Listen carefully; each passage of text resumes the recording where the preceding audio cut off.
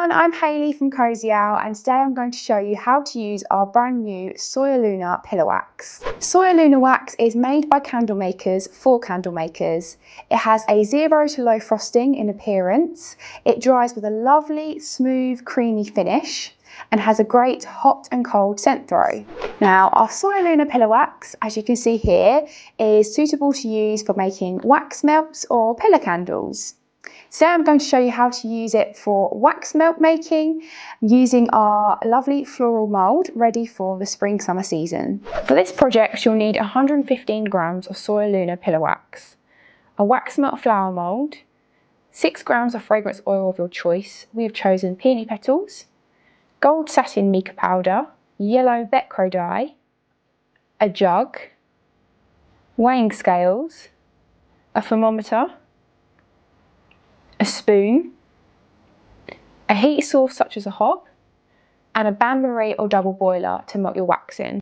So first you'll want to weigh out 115 grams of SoyaLuna wax, ready for making 15 flower wax melts. So I'm just unzipping the bag here, and I'm going to pop a few onto the scales. And as you can see, they're really nice, small pieces of wax ready to melt.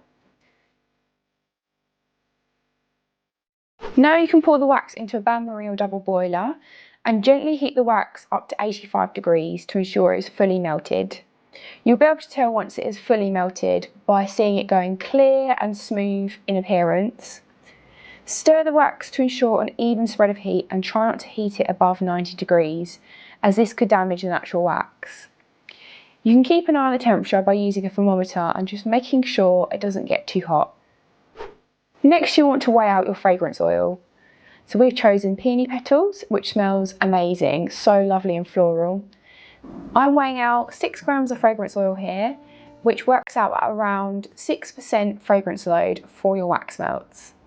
Next you'll want to check the flash point of your chosen fragrance oil. The flash point is the temperature in which the scent will evaporate, so it's important to add the oil below this temperature. So peony petals will need to be added below 93.3 degrees, so this is absolutely fine. And as you can see, this blends seamlessly into the wax. You just want to make sure it's all fully blended before you add anything else. Next you'll want to add your dye. So we've got some lovely yellow Velcro dye here that we're going to add. And you'll just want to add a small pinch of dye to the wax and stir slowly until fully blended into one colour. So you'll be able to see that it initially starts melting straight away. It's very satisfying when you start seeing it all become one colour as well. I'm just taking my thermometer out there just so that I've got more space to stir. And now you'll want to add your mica powder. So this gives it a lovely shimmery touch. We have chosen gold satin mica powder, and we're just going to open it up, and I'm going to use my little measuring spoon here just to get a small amount to add to the wax. And you want to pop that into the wax and just stir again nice and slowly and evenly, making sure it's fully blended. So you won't want to see any powder above the surface of the wax. It needs to be fully mixed. So again, I'm just going to take out my thermometer there just to make sure I've got some space to stir.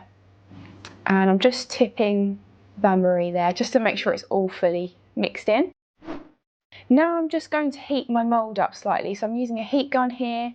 This is just so that it's not as much of a shock when you're adding the hot wax to the mould. It'll just keep it at a nice setting temperature for the wax. This also just helps to avoid any frosting. Even though this wax performs amazingly with 0 to low frost, we just want to make sure we've eliminated that as well. So now I'm just going to pour the wax from the bain-marie straight into the jug. So I'm just stirring the wax, and I'm also going to check the temperature before I pour it straight into the mould.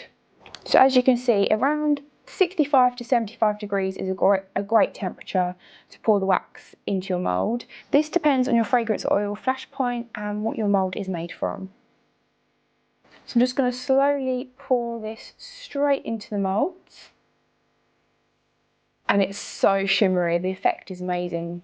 This is before they've even turned into solid wax melts. As you can see, the mica is still swirling around. It's one of my favourite parts about creating the wax melts. So just pouring them just to the top of the mould. You don't want to overflow them, so make sure you use up all the wax there. And you want to let these set for 24 hours at least, or longer, and then they will be ready to demold. So as you can see, they're really easy to demold, and the smooth surface on the back and the front is absolutely amazing. It really is a lovely smooth finish. This is also another satisfying part of making wax melts. And there you go, they're all finished and ready to use in your wax melt burner, and they smell amazing.